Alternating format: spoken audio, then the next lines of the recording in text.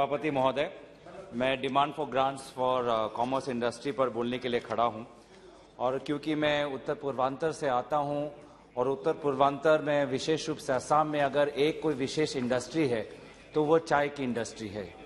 और प्रधानमंत्री मोदी जी ने सब पूरे देश को बताया कि वो चाय बेचते थे, पर जो आज के तारीख में जो चाय उत्पादन करते हैं, जो बगान में जो श्रमिक हैं, उनके हाल के बारे में आज मैं इस सदन में उठाना चाहता हूं। सर, आज जिस प्रकार से चाय इंडस्ट्री जिस प्रकार से आगे बढ़ रहा है, आने वाले समय में बहुत अंधकार है, क्योंकि ये एक टाइम पे हमारा भारत का चाय पूरे दुनिया में मशहूर था। हम अव्वल नंबर पे थे, प्रथम स्थान पर थे। आज हम चौथे स्थान पे आ गए हैं। चीन हमसे आगे है, कीनिया हमसे आगे है, श्रीलंका हमसे आगे है। कैसे आए? कैसे ये छोटे कुछ दोस्त जो कीनिया और श्रीलंका, हम जो इतिहास में हमारे चाय उत्पादन में हम भारत के बाद आए, लेकिन आज के स्थान, आज के समय में भारत से आगे हैं। कैसे? क्योंकि भारत की जो केंद्र सरकार है, जिस प्रकार से चाय बागान को एक्सपोर्ट में जिस प्रकार से सहायता देनी चाहिए थी, वो नहीं कर पाई। श्रीलंकन टी को जिस प्रकार से सपोर्ट एक्सपोर्ट प्रमोशन में श्रीलंकन गवर्नमेंट ने दिया, जिस प्रकार से इंडियन टी के ब्रांडिंग और प्रमोशन में उनके गवर्नमेंट ने दिया, आज वही मांग आज वहाँ हमारी दार्जिलिंग चाय, हमारी असम चाय, वही मांग आज केंद्र सरकार से कर रही है। लेकिन केंद्र सरकार ने इस बजट में क्या किया? केंद्र सरकार ने टी बोर्ड का बजट कम कर दिया। केंद्र सरकार ने जो प्रमोशन ऑफ इंडस्ट्री है, department for promotion of industry and internal trade, इसमें 0.4% डिक्रीज है आरई से। तो किसी प्रकार से केंद्र सरकार जिस प्रकार से इसमें महत्व देना चाहिए नहीं दे रहा। आज सर आप हैरान होंगे कि दार्जिलिंग चाय को लेके, असम चाय को लेके वास्तविक में नेपाल से बहुत चाय आके उस पर दार्जिलिंग का छाप लगा के, उस पर असम का छाप लगा के आज बेचा जा रहा है। आज जितना प्रोडक्शन दार्जिलिंग में होता है या असम में होता है, उससे 4 गुना 7 गुना ज्यादा चाय दार्जिलिंग और असम के नाम में बिक रहा है। क्यों? क्योंकि चाय आता है नेपाल से और उसको पैकेज करके भेज देता है। तो इसीलिए हम चाहते हैं कि इसमें हमारी केंद्र सरकार और इस पे जिम्मेवारी ले। आज असम में जितना प्रोडक्शन होता है, आज असम में पैकेजिंग में होना चाहिए, पैकेजिंग पे वो जोर दे। आज असम में जो चाय श्रमिक के लिए सर बहुत हैरान कि आप सुनिए इस बात को। On 2021, before the assembly elections of West Bengal and Assam, the finance. Honorable members, if the House agrees unanimously, then we will extend the House till the discussion on demands for grants on commerce and industry is over. The House agrees?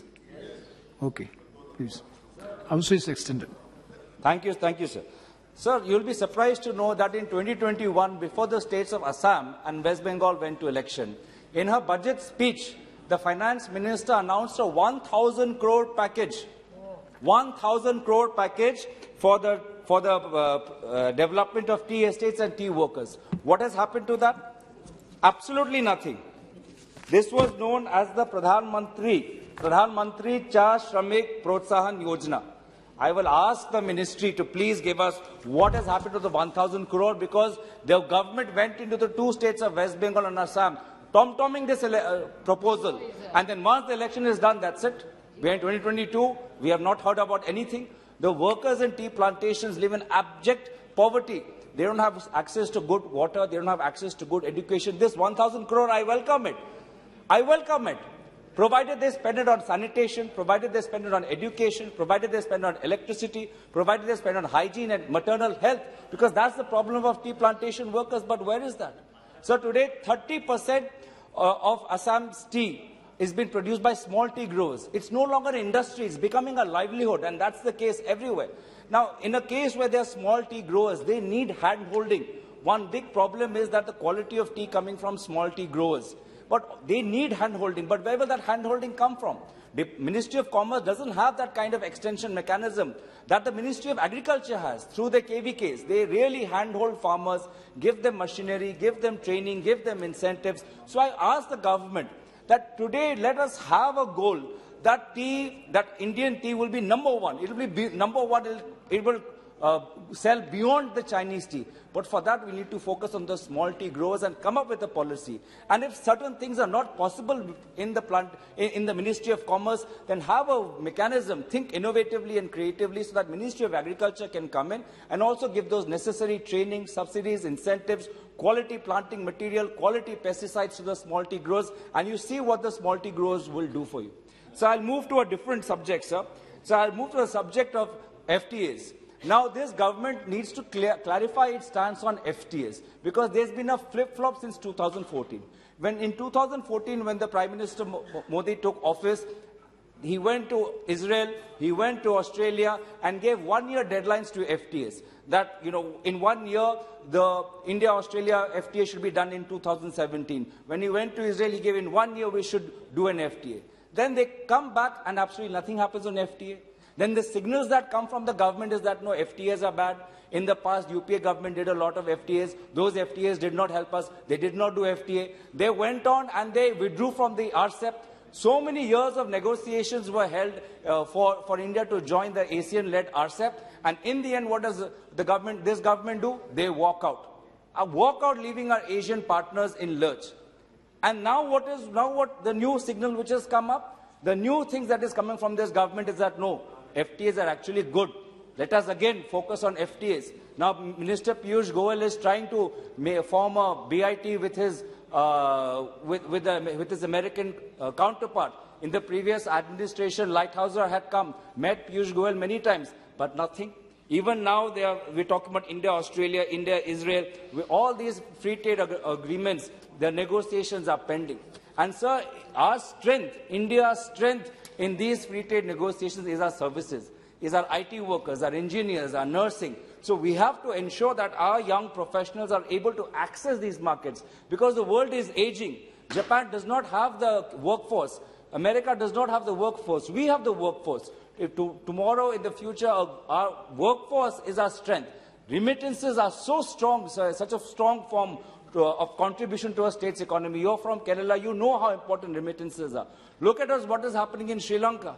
Sri Lanka, so many workers have come back and the remittances have gone down, and that has been another major factor why their economy currently is not doing well. So let us push through these FTA negotiations, complete them within the time, and ensure that our workforce is able to access the global world.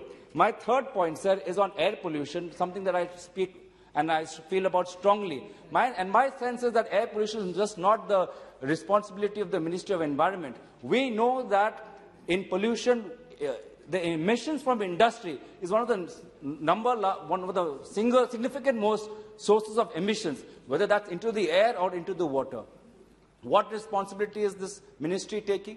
What responsibility are the companies have to the companies registrar? So the companies these days, sir, they report their data to the CPCB, the Central Pollution Control Board, the State Pollution Control Board, and they know that these boards will not have any tooth or any power to act on them.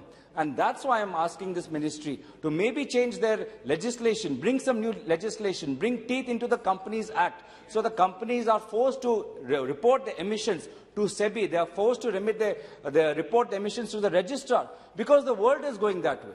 So yes. Today, sir, Europe are planning to impose an additional tax on Indian goods, calling an EU border tax.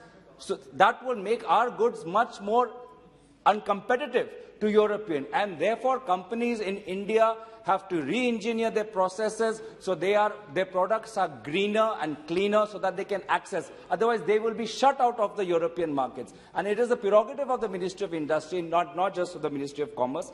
And in the end, sir, I would just say that this government is talking about private investment. I understand this government, this ministry is talking about private investment. I know the government has invested a lot through public investment. But public investment is not a substitute for private investment. And private investment today is stagnant. It is stagnant in the Northeast. The new Northeast industrial policy has led to a stagnation of private investment. I agree that the public investment has come, but where's the private investment? Where are the jobs? So the current Northeast policy is going to come to an end in March of this year. I request the government to take account of lessons of previous industry policies that were extremely successful during the tenure of former Prime Minister Dr. Manmohan Singh. Take the right lessons, meet the chambers of business from the Northeast, focus on startups, focus on entrepreneurship, and come up with a new industrial policy that is actually acts and does not, as my friend Supriya said, is not just about jingoistic. So with that, sir, I thought there were some very important concerns I must raise. and I'm thankful to you for giving me this opportunity. Thank you very much. Thank you. Very good speech. Yeah. Shri Ratanlal Katsari ji.